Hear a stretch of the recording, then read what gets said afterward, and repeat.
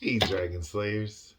It's been about, let's see here, 2.5 hours since my last meal. Blood sugar is 89. Last meal was a pound of Scottish salmon and an entire bushel of red kale. So today's video is all about the strategic use of carbohydrates. The ultimate strategy for maximally upregulating fat oxidation. Never eat any carbs to begin with.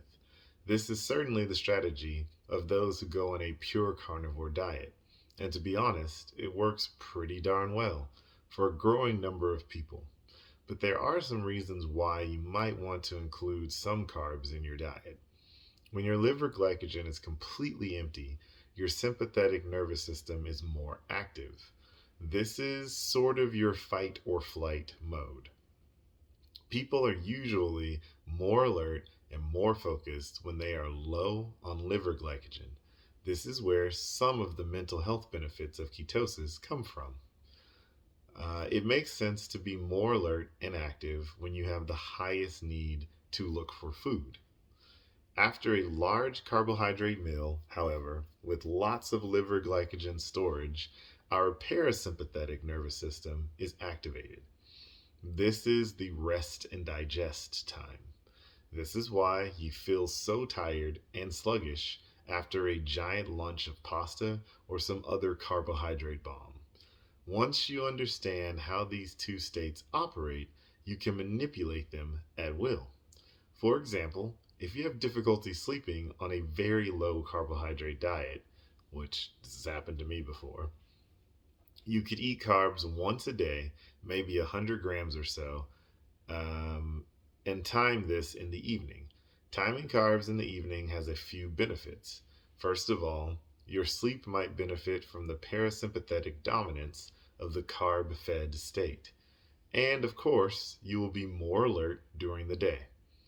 When your glycogen is low after your overnight fast, and secondly, by eating carbs in the evening, you are possibly less likely to be affected by the downstream hunger that can occur 3 to 4 hours after eating carbohydrates.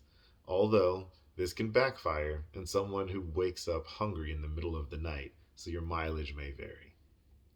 High intensity exercise of extended duration will definitely require carbohydrates during the event.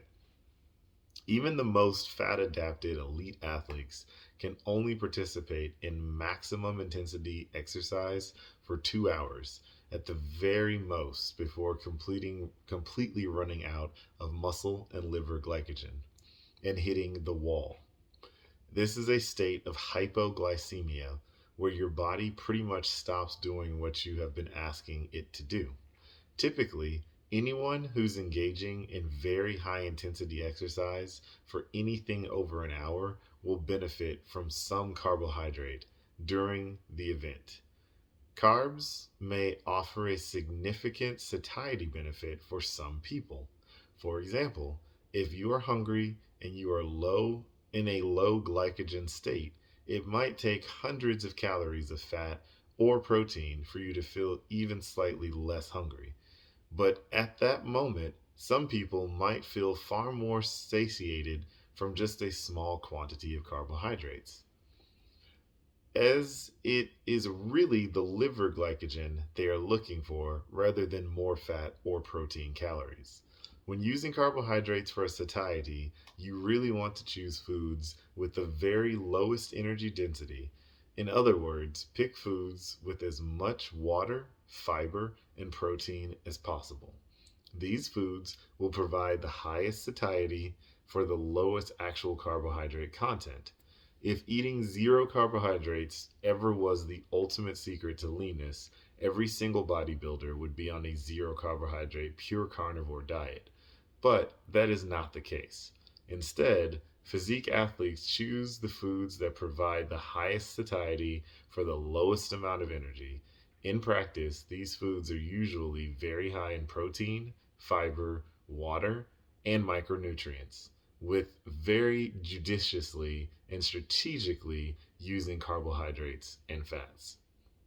The easiest protocol is to eat foods. The easiest fat loss protocol is to eat foods to satiety, as long as the protein or fiber is the dominant macronutrient. Common examples where protein is the dominant macronutrient would be beef, fish, pork, chicken, turkey, veal, lamb, crustaceans, shellfish, cottage cheese, eggs, wild game, and whey. It's not all of them, just an example of some. And so, some examples where fiber is the dominant macronutrient would be arugula, endive, broccoli, spinach, kale, turnip greens, Chinese cabbage, mushrooms, artichoke, cauliflower, watercress, collard greens, and celery. That's what I've got for you guys today. Don't forget to like and subscribe. And remember that together, you and I will slay the dreaded diabetes dragon.